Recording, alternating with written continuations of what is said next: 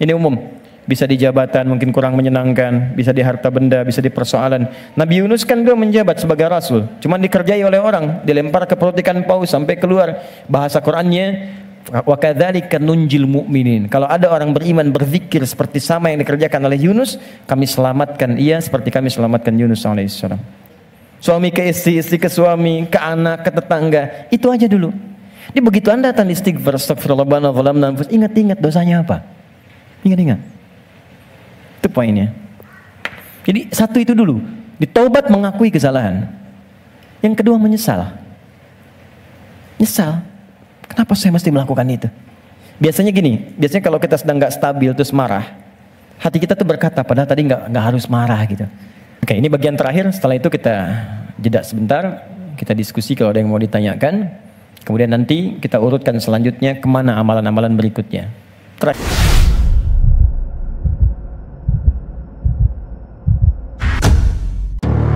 Saja ya, Liverpool kalah 2-0 sama Chelsea, saya tahu nih. Nah, balik sini. Kembali ke awal tadi. Jadi ya itulah ujian. Kita mampu. Yang kedua, rumus kedua, Quran surah kedua Al-Baqarah di pertengahan ayat. Ya, yuridullahu bikumul yusra wala yuridu bikumul usra. Paling gampang al-insyirah, inna ma'al usri. Itu secara psikologis itu akan menguatkan kita. Dikata Allah, kalau engkau sedang punya masalah, katakan pada dirimu, pasti mudah, pasti ada solusinya. Jadi kalau diri kita begitu, itu akan ringan menghadapinya. Maaf ya, dibandingkan Anda menulis status, nggak akan selesai. Ternyata kamu tidak seperti yang aku kira. Capek. Udah aja, pasti selesai, pasti bisa. Nah sekarang persoalannya, cara kita mengatasinya, ikhtiarnya bagaimana sekarang? Nah supaya kuat, maka kadang-kadang ada tindakan yang keliru, kadang mengeluh, kadang curhat nggak jelas, kadang cerita ke orang, alih-alih kemudian kita mengadu kepada Allah, atau puncaknya malah menyalahkan Tuhan. Maka diturunkanlah oleh Allah sebuah zikir lewat lisan Nabi Yunus alaihissalam yang kalau dibacakan seketika Allah tenangkan keadaan jiwa, dibuang keluh kesah, dan langsung diberikan jalan terbaik untuk mendapatkan nikmat yang diharapkan. Apa bentuk zikirnya? Quran surah ke-21 ayat 77-nya. Wa nada fil zulumati alla ilaha illa anta subhanaka inni kuntu minadh. Itu zikirnya. La ilaha illa anta subhanaka inni kuntu minadh zalimin. La ilaha illa anta subhanaka inni kuntu minadh zalimin. Ini umum. Bisa di jabatan mungkin kurang menyenangkan, bisa di harta benda, bisa di persoalan. Nabi Yunus kan dia menjabat sebagai rasul, cuman dikerjai oleh orang, dilempar ke perut ikan paus sampai keluar. Bahasa Qur'annya, wa kadzalika nunjil mu'minin. Kalau ada orang beriman berzikir seperti sama yang dikerjakan oleh Yunus, kami selamatkan ia seperti kami selamatkan Yunus alaihissalam. Boleh dikerjakan pasca salat. Langsung perintahnya di Al-Quran. Jadi kalau secara pribadi bacakan Rabbana zalamna anfusana, zikir terkait tadi bacakan ini. Bonusnya ada juga kan penyakit yang suka memvonis diri. Ya Allah, aku kok malah sakit begini? Kenapa mesti aku yang sering tahajud, sering puasa? Kenapa begini? Lakukan zikir Nabi Ayub alaihissalam. Bukan hanya diberikan ketenangan pada jiwa, bahkan diberikan kesembuhan. Diberikan kesembuhan. Saya berani mengatakan ini karena saya coba praktekkan di kalangan teman-teman spesifik. Dan hasilnya 100%. 100%. Ini ada saudara kita yang sedang ikut karantina dari Goa. Cukup jauh, Makassar ke sana. 30 orang. Rata-rata di atas 50 tahun. 53, 57, sekian. Sekaligus pendidikan imam. Sekarang di Sukabumi. Ada di antara mereka yang matanya satu nggak ngelihat. Satu. Coba saya sampaikan pesan Al-Quran ini, saya datang, saya kunjungi ke sana, saya sampaikan, begini cara menghafal, Anda bacakan doa ini sebelum menghafal ini, setelah menghafal ini. Kalau ada hajat khusus, cari di Al-Quran. Saya tunjukkan beberapanya. Tahu apa yang terjadi? 2-3 hari ke belakang saya dapat berita, ternyata yang nggak melihat ini, hari pertama, kedua, ke-13, ke-14, ke-15, tiba-tiba remang-remang melihatannya. Begitu masuk hari selanjutnya, dia buka kamar mandi masih pakai handuk, langsung ada cahaya. Ini nyata. Kelihatan semua benda yang di situ. Bisa melihat kembali. Dia keluar seketika, dia langsung sujud. Bersyukur kepada Allah Subhanahu wa ta'ala. Ini kisah nyata, saya tidak mengarang. Nanti mungkin sebentar lagi ke depan akan kita sampaikan untuk share kepada yang lain. Ada kemuliaan. Jadi kalau makhluk mengatakan mustahil, itu tanda dari Khalik, tinggalkan makhluk, minta pada Allah. Nah, ada zikir Nabi Ayub alaihissalam untuk menghilangkan keluh kesah ketika sakit. Itu di Quran surah ke-21 ayat 83 sampai 84. 84 jawabannya. Wa ayyuba idz nada rabbahu, zikirnya anni massaniya dhurru wa anta arhamur rahimin. Allahumma anni massaniya dhurru wa anta arhamur rahimin. Ya Allah, penyakit ini sudah mengganggu saya, melukai saya, sedangkan Engkau yang paling sayang kepada saya. Kalau yang paling sayang saja tidak menyembuhkan saya, kepada siapa lagi saya mesti meminta? Oke, jadi itu ya. Itu zikir pasca salat. Kalau ingin standar, silakan. Astagfirullah, astagfirullah, astagfirullah. Allahumma antas salam, minkas salam, tabarakta ya dzal jalali wal ikram. Kalau ada kebutuhan tertentu, silakan pilih. Ya, sesuai dengan standarnya. Kalau tobat umum dengan ini ingin dipanjangkan, silakan. Astagfirullahalazim alladzi la ilaha illa huwal hayyul qayyum wa atubu ilaih. Boleh. Nah, cuma cara bacanya seperti apa? Karena banyak orang baca itu pun tidak mendapatkan hasil yang diinginkan. Maka terakhir, cara berzikir seperti yang digambarkan dalam Al-Quran dan hadis-hadis Nabi Sallallahu Alaihi Wasallam. Oke, ini bagian terakhir. Setelah itu kita jeda sebentar, kita diskusi kalau ada yang mau ditanyakan. Kemudian nanti kita urutkan selanjutnya kemana amalan-amalan berikutnya. Terakhir, teman-teman masih ingat apa itu zikir? Amalan yang menjadikan kita ingat kepada Allah. Sekarang gini, poinnya ingat Allah. Nah, jadi istighfar bagian dari zikir. Jadi saat istighfar pun fungsi zikirnya pakai istighfar dengan ingat Allah. Ini bukan cuma diucapkan di lisan. Astagfirullah, astagfirullah. Jangankan antum, beo pun bisa. Ajarin beo antum di rumah. Astagfirullah, astagfirullah, astagfirullah, astagfirullah, astagfirullah, astagfirullah. Bisa. Anak antum ajarin. Astagfirullah, astagfirullah, astagfirullah. Jangankan habis sholat, ada anak mau disuntik istighfar. Astagfirullahaladzim ya Allah, astagfirullahaladzim ya Allah. Ampuni aku ya Allah. Buka YouTube, ada. Ya. Jadi anak-anak tuh unik pokoknya. Apa yang diajarin, itu yang dia tangkap. Diajarin tayo, dia sebut tayo. Oh tayo, oh tayo. Nih. Rambokar, poli, embers, macam-macam. Ya. Jadi luar biasa. Kembali ke sini.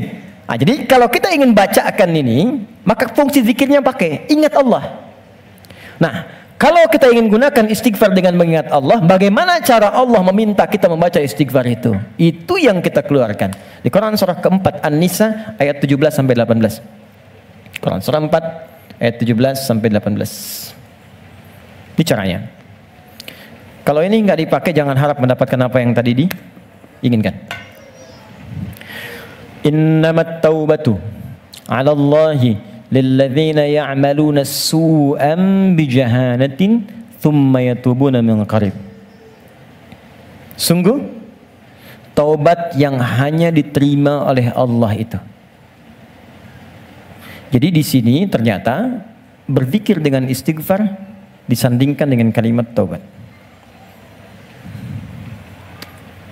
Tadi masih ingat nggak? Istighfar itu kan meminta apa? Ampunan. Kalau minta ampun lawannya berarti punya apa? Salah, punya dosa kan? Baik. Dosa itu perbuatan baik atau buruk? Buruk. Buruk itu bahasa Arabnya su. Su itu buruk. Ya. Innamat taubatu 'ala Allah lilladzina ya'maluna su'an.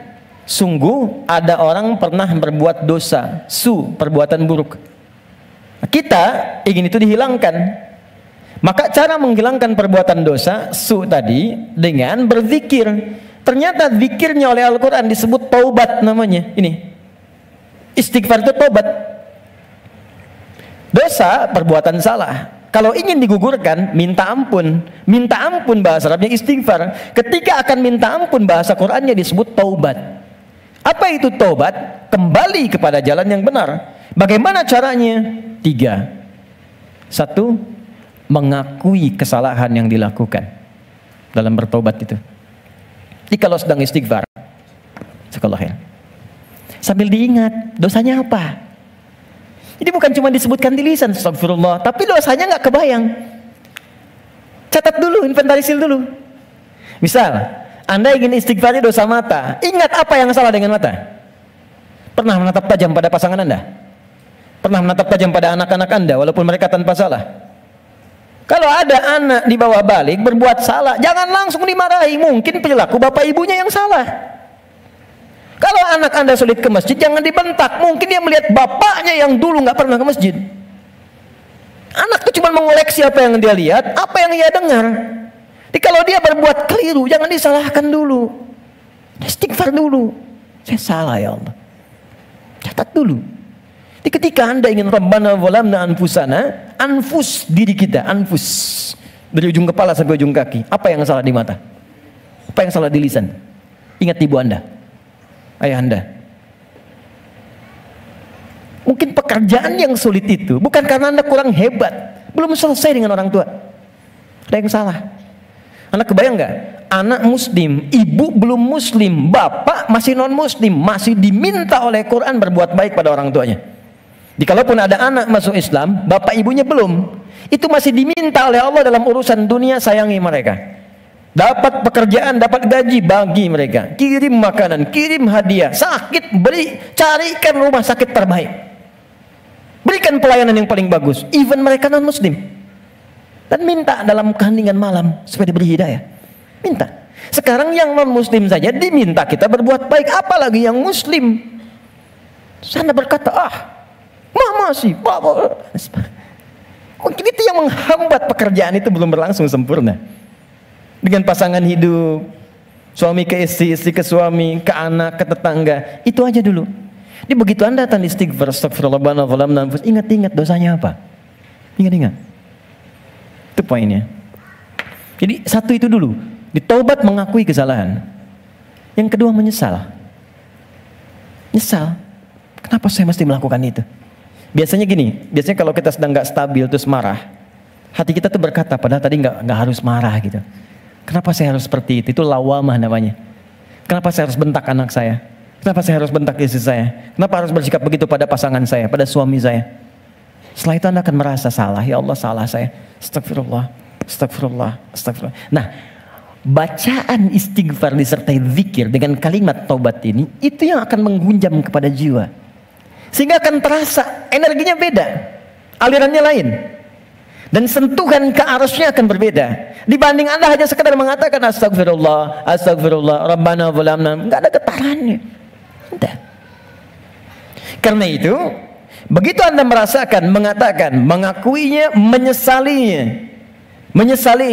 Kata para ulama, bayangkan kalau Anda masih merasa mengerjakan itu, bayangkan seketika diwafatkan. Sesali itu, terakhir mengganti itu dengan perbuatan yang lebih baik. Ganti dengan yang baik. Akui, sesali, ganti dengan yang baik. Karena itu di Quran itu ketika ada kata taubat selalu diiringi setelahnya umumnya dengan kata aslah. Faman taba wa aslaha. Ya, taba wa aslaha. Orang taubat yang benar itu yang mampu mengganti perbuatan buruknya dengan yang lebih baik. Di setelah istighfar, lisannya nggak kasar lagi, alih-alih mencela, sekarang jadi kata-kata yang mulia, kata-kata cinta yang keluar. Dengan teman-teman juga begitu, mata jadi baik, telinga jadi baik sampai ke ujung kaki. Itulah tobat yang benar. Jadi kalau esensi istighfar kita mau benar, ini teman-teman gini ya, kalau ini dipraktekkan satu aja, jadi orang baik kita. Satu aja, jadi orang baik. Lalu apa yang kurang baik dalam Islam? Nggak ada, Pak.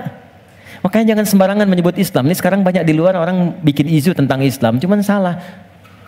Cara berpikirnya keliru. Sekarang kan yang disebutkan Islam semua, Islam radikal. Jadi angin membangun persepsi Islamnya memang radikal. Kalau ada yang radikal, bukan Islamnya, Muslimnya yang keliru, orangnya. Dan logika berkata begini, ini hukum logika di ilmu mantik, ilmu logika. Ini ada A misalnya, satu ajaran. Diajarkan di 1, 2, 3, 4. Ajaran di 1 jadi baik, 2 baik, 3 baik, 4 tidak baik. Maka jangan langsung disalahkan A-nya. Dilihat mungkin ini yang salah belajarnya.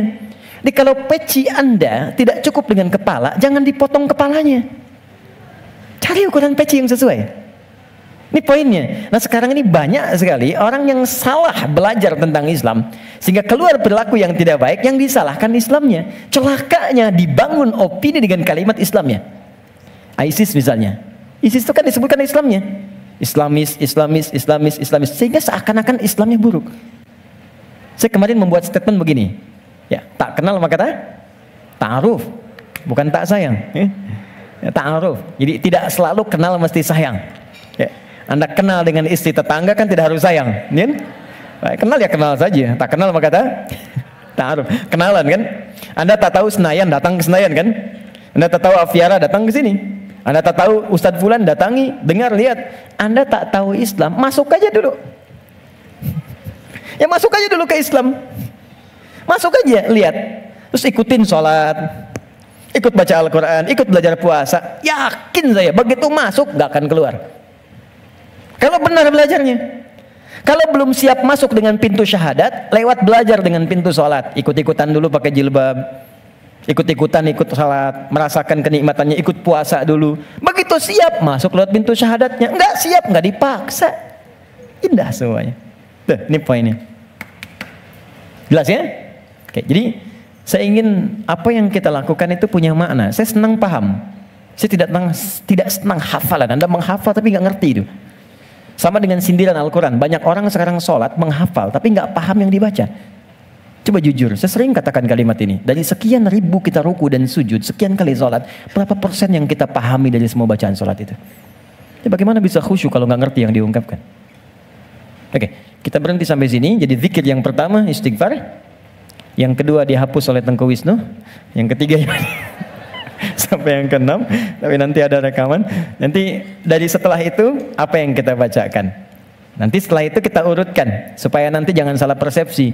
Oh, kalau ada yang baru salam, assalamualaikum warahmatullahi, ternyata ngajak salaman, mungkin dia mempraktekkan yang ini. Nah, kalau dia belum tahu, nanti bagaimana caranya? Jangan yang belum tahu dimarahi, belum tahu itu diberitahu. Ya. Assalamualaikum warahmatullahi. Astagfirullahaladzim. Astagfirullah.